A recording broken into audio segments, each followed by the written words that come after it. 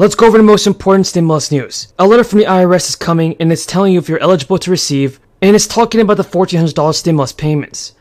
Many of you are actually waiting for your $1,400 third stimulus check to arrive. Well, it is likely you will have to file taxes in order to receive your missing stimulus relief money.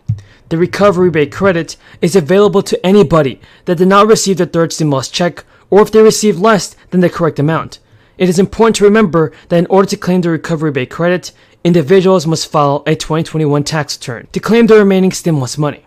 For Regine, I want to say that because of the infrastructure bill, a few weeks ago we had an event, our Safe Streets initiative for San Francisco, so that it be safer for children and families. The money you could receive will either be in the form of a refund or tax reduction. The letter is expected to be arriving in mailboxes by the end of January, with 36 million households expected to receive it. And I know many of you are wondering why it is important to file taxes if you're missing stimulus money. According to CNET, the IRS will now record your stimulus check from 2021 in your tax return. This could lead to a review of your filing, which would inevitably lead to a delay in getting the stimulus back. And also, everybody, if you are a senior, then make sure to continue watching this. So today, CNBC reported that a public health emergency could actually cost millions of people to lose Medicaid coverage. The bad news is that up to 15 million people are at risk of losing Medicaid. Across the country, people are preparing for this. But the analysis have announced that many people are likely to be eligible for other forms of coverage. But there is a concern that few people will know that they are in danger of losing Medicaid and are eligible for other types of health insurance. There have been a few attempts to communicate this to those who are affected, but not every state is approaching it the same way. So, as of now, states are required to keep people on the Medicaid payrolls during the public health emergency unless they move out of the state or ask to be removed. So when the public health emergency ends, states will have 12 months to go through enrollment and determine everybody's eligibility status. Now, we all know how Democrats spent much of January on the voting rights legislation. Now, with On the Vote now in shambles, they're refocusing their attention to the Build Back Better bill. So President Biden can get this done. So hopefully President Biden can get this done, everybody. If you think he can, tell me in the comments down below, and I'll do my very best in answering all of your questions. Well, good afternoon, everyone. There's a saying that those that preceded me have said everything that needs to be said. So I'm not going to put the microphone down yet, though. Ivar, thank you for your superb leadership. To the building trades, to all the stakeholders, the workers, the contractors, the pilots, as Congresswoman Spears so ably listed out, the honor roll of those that make this place work. My second home, I would submit to you, is San Francisco International Airport, because I am here faithfully twice a week for now almost 30 years. So I know every nook and cranny. I know what works and what doesn't work. I know where my favorite food snacks are. But more importantly, this is the gateway to the two magic words in our region. San Francisco, the city of St. Francis, and Silicon Valley. Right here. And as was said, this needs to be a world-class airport, and that's what we're here to celebrate.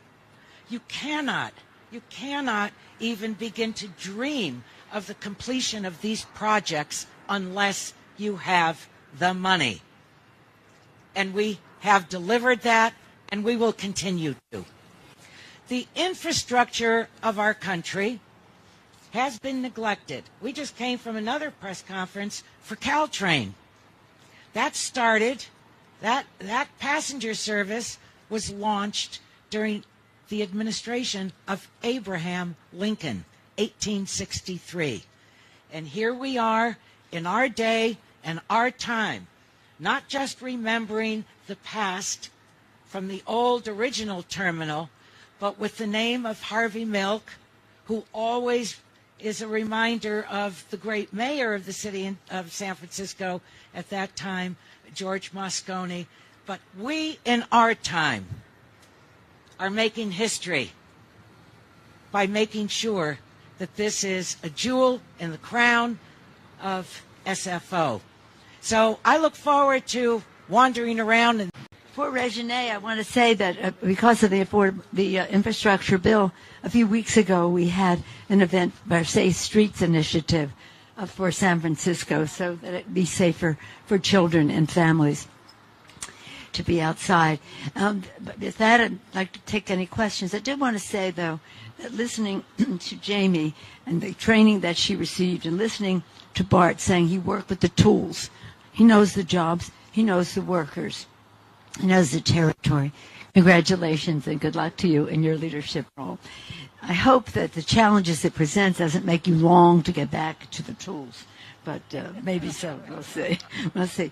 But I just want to say this about Jamie. In the Build Back Better legislation, which is really important, as I said, the president said, I will not confine my dream, vision for America to what we can accomplish just in a bipartisan way, even though we wish that could be more. It's about saving the planet and good green-paying union jobs and saving the planet. But as regards directly to Jamie, it has in their legislation provisions that are transformative for women in the workforce. Frankly, for dads, too. Anyone who has responsibilities at home.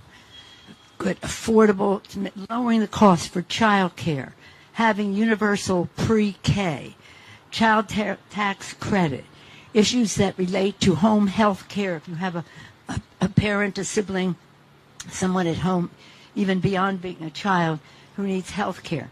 So this says that we honor those workers who provide child care and home health care and the rest with the ability to get fair pay, hopefully to be unionized as well, and as well as the meeting the needs. But across the country, there are 45,000 bridges in poor condition.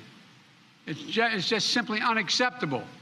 That's why your governor and your members of Congress, your mayor, have been saying for years, we have to do something about this. I've talked about it every time I've come to Pittsburgh, and we finally got it done.